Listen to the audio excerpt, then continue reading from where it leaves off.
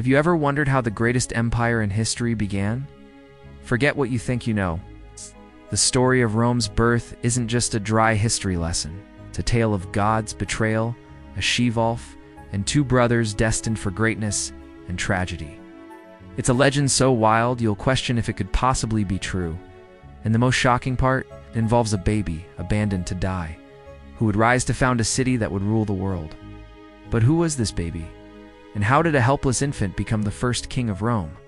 Stick with me, because we're about to unravel the myth and the reality behind the Eternal City.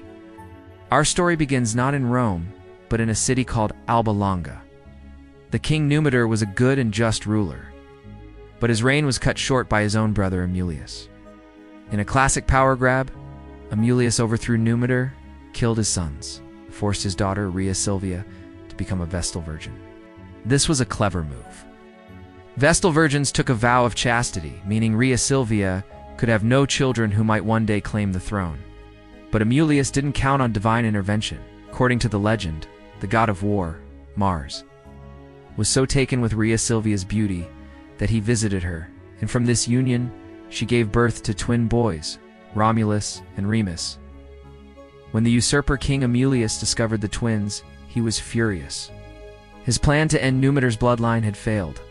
Fearing the prophecy that these boys would one day overthrow him, he ordered them to be thrown into the Tiber River to drown, wanted to make sure there was no chance of their survival.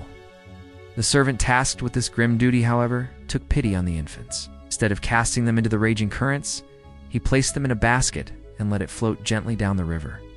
He hoped fate, or the gods, would be kinder than the king. The basket eventually washed ashore at the base of what would later be known as the Palatine Hill. What happens next is the most famous part of the legend. The cries of the babies attracted a she-wolf, a lupa. But instead of harming them, the she-wolf miraculously suckled the twins, keeping them alive. They were also fed by a woodpecker, another animal sacred to the god Mars. This divine protection signaled that these were no ordinary children. Soon after, a shepherd named Faustulus discovered the twins and the she-wolf. He took the boys home to his wife, and they raised Romulus and Remus as their own sons. Growing up as shepherds, the boys were natural leaders, strong and charismatic.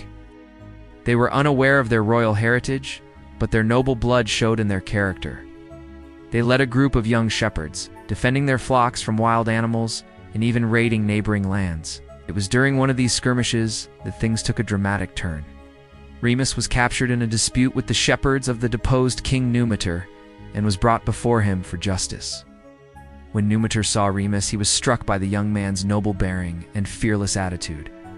At the same time, the shepherd Faustulus, fearing for Remus's life, decided it was time to reveal the truth to Romulus. He told him the story of their miraculous discovery and gave him the basket they were found in. Romulus rushed to Alba Longa to save his brother. Meanwhile, Numitor had been questioning Remus and piecing together the timeline in the young man's story, realized he was looking at his own grandson. The family was reunited.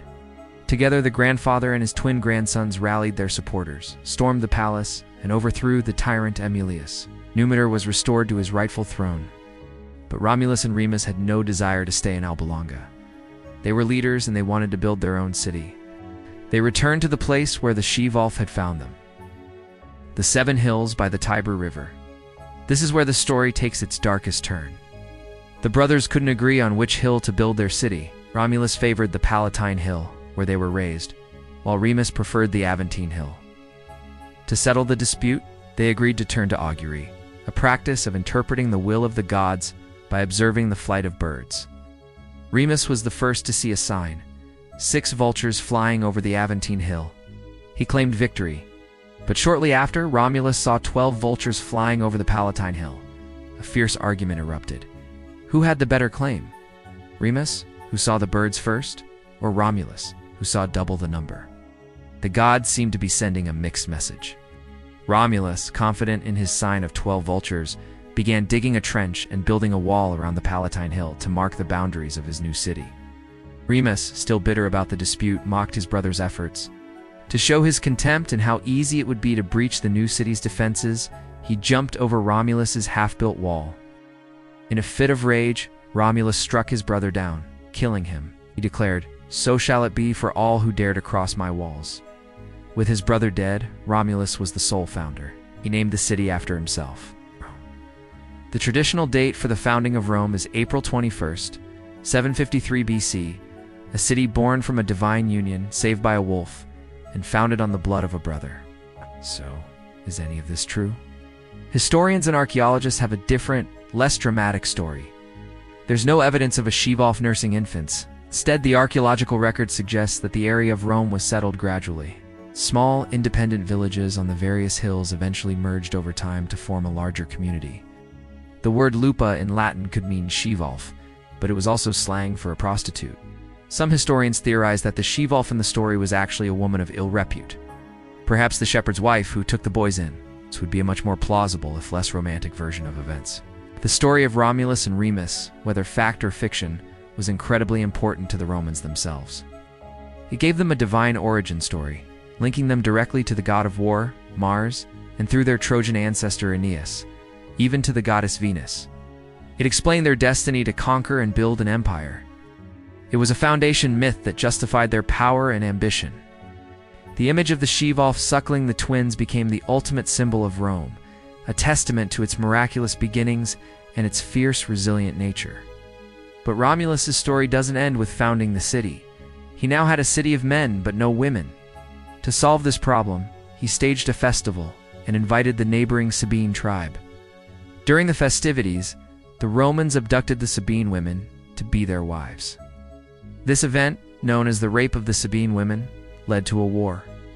But, in a twist, the Sabine women themselves intervened, running onto the battlefield and pleading with their fathers and their new husbands to stop fighting.